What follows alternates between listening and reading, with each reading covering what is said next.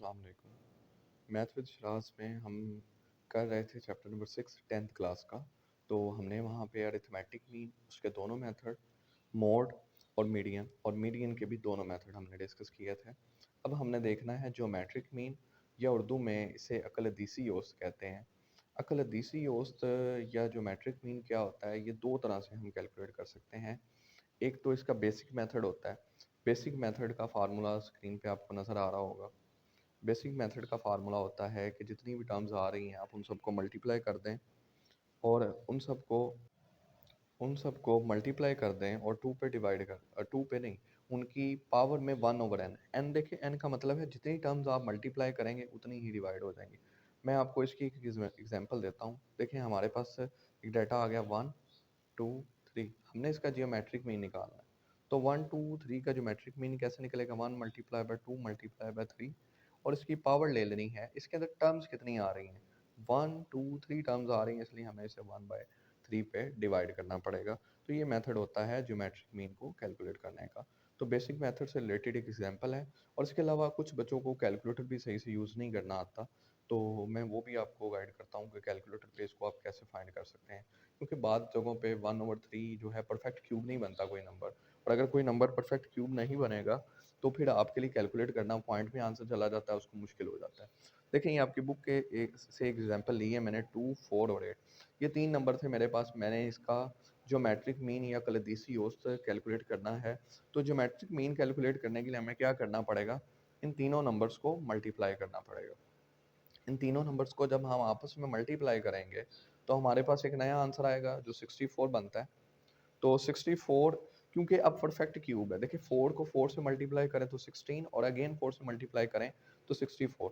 यानी जो 64 है इसको मैं लिख सकता हूँ 4 की पावर 3। तो इसलिए ये हमारे पास परफेक्ट क्यूब बन रहा है।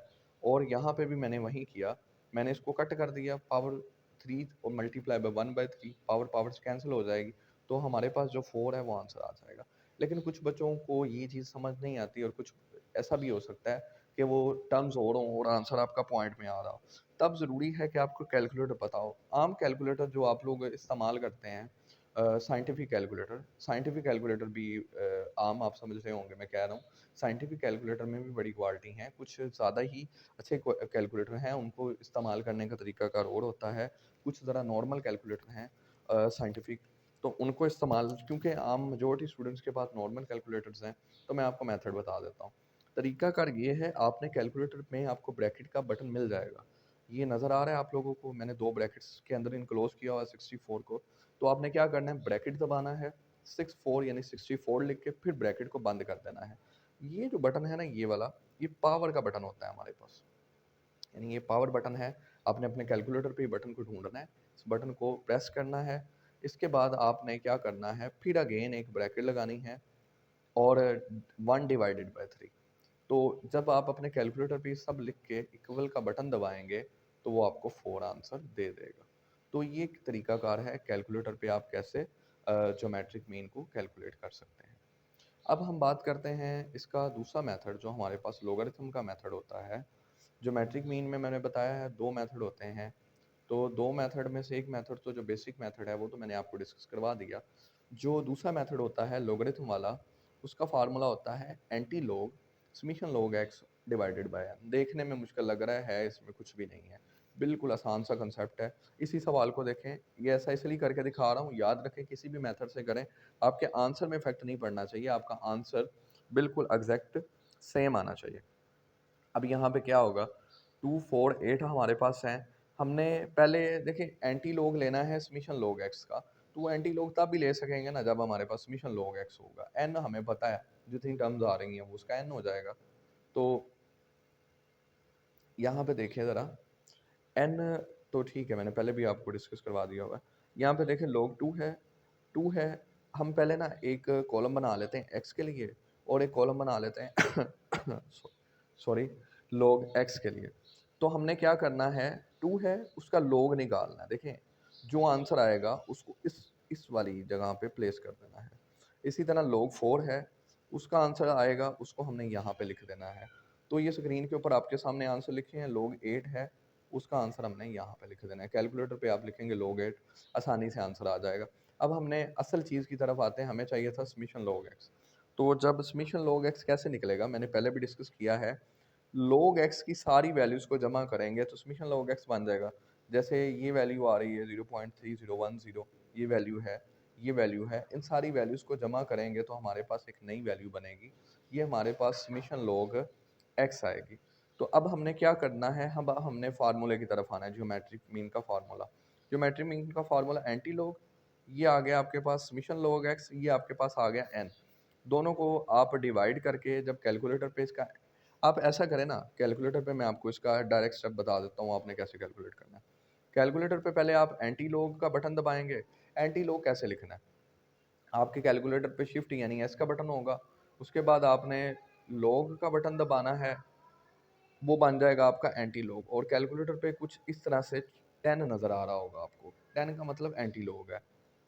और ये 10 आप ऐसे ना लिख दें, बटनों की मदद से 10 नहीं लिखना, शिफ्ट और लॉग दबा के जो 10 आएगा इसका मतलब एंटी लॉग होगा। उसके बाद आप ब्रैकेट में 1.8062 लिखें और इसको डिवाइड कर दें 3 पे और ब्रैकेट को क्लोज कर दें, बराबर का बटन दबाएं, आपके पास आपका आंसर आ जाएगा।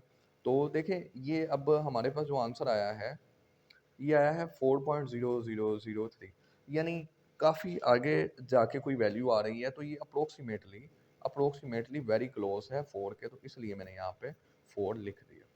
तो ये था हमारे पास जियोमेट्रिक मीन कैलकुलेट करना किसी भी मेथड का। दोनों मेथड मैंने आपको बता दिए, बेसिक मेथड भी मैंने आपसे डिस्कस कर लिया और इसका जो लोगरिथम वाला मेथड था वो भी डिस्कस कर लिया। नेक्स्ट मेथड है हार्मोनिक मीन।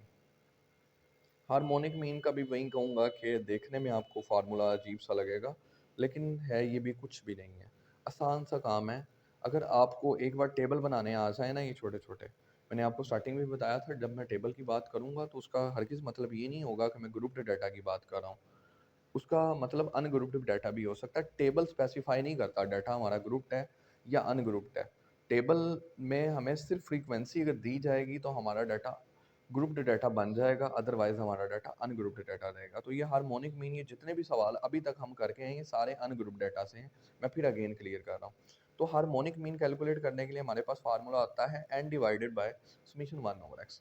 अब मुझे यहाँ पे बड़ी उम्मीद है कि आपको कम से कम ये तो पता चल गया होगा n क्या है। तो बताएं ज़रा n यहाँ पे क्या है। तो n हमारे पास है 1 2 3 4, यानी जितने नंबर आ रहे हैं हमारे पास वो हमारा यहाँ पे क्या हो जाएगा, हमारे पास n हमारा यहाँ पे इस केस में 4 है। अब हमने बनाना है समेशन 1/x। तो देखिए हमें x दे दिया गया, ये आपको गिवन होगा, याद रखें हमेशा जो x होता है ये आपको सवाल में दिया जाता है, ये परेशान होने वाली बात नहीं है। x आपको दिया जाएगा, आपने उसको 1/x बनाना है।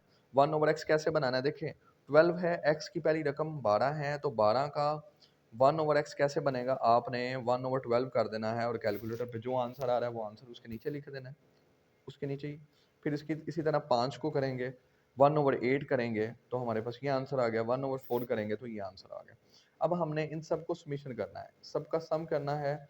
और अब देखें समेशन कैसे बनता है, मैंने बताया कि log x में log 1/x की सारी टर्म्स, यानी ये जो मैं हाईलाइट कर रहा हूँ, इन सबको ऐड करें।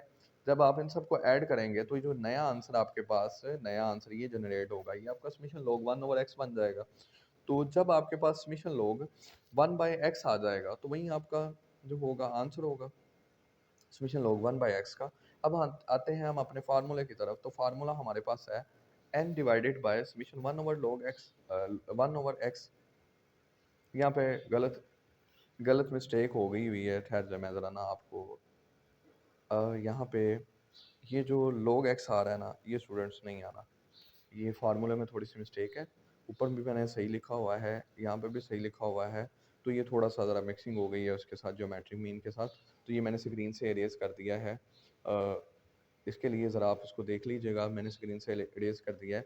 समेशन 1/x है, लोग नहीं आएगा, लोग सिर्फ हम ज्योमेट्रिक मीन के केस में इस्तेमाल करते हैं। तो मैं दोबारा डिस्कस कर देता हूँ। हमने इसका बनाना है x और फिर बनाना है 1/x। तो 1/x कैसे बनेगा, मैं अगेन डिस्कस कर रहा हूँ इसको। 1/x बनाने के लिए आपने 12 को 1/12 यानी 1/12 कैलकुलेटर पे करना है। जो आंसर आएगा वो आपका पहले नंबर के लिए आंसर यहाँ पे, फिर दूसरे नंबर के लिए, फिर तीसरे नंबर के लिए, फिर चौथे नंबर के लिए। अब आप इन सब को जब सम करेंगे तो सम कर देने से हमारे पास ये नंबर आ जाएगा, ये नंबर आ गया 0.6583। फार्मूला होता है n divided by summation 1/x। तो जब हम n को डिवाइड करेंगे समीशन n बाय 1/x पे, तो n यहाँ पे हमारा 4 है और समीशन 1/x हमारे पास ये वैल्यू आ जाएगी। तो इन दोनों वैल्यूज़ को आपने कैलकुलेटर पे क्या करना है, पहले 4 लिखना है, फिर डिवाइड कर देना है 0.65 पे। देखें हमेशा कैलकुलेटर पे जो नंबर ऊपर आ रहा होता है ना आपका, उसको पहले लिखते हैं और डिवाइड के बाद जो नंबर नीचे आ रहा होता है। जब आप कैलकुलेटर पे लिखेंगे तो आपके पास ये आपका हार्मोनिक मीन यानी हम आहंगोस्त कैलकुलेट हो जाएगी।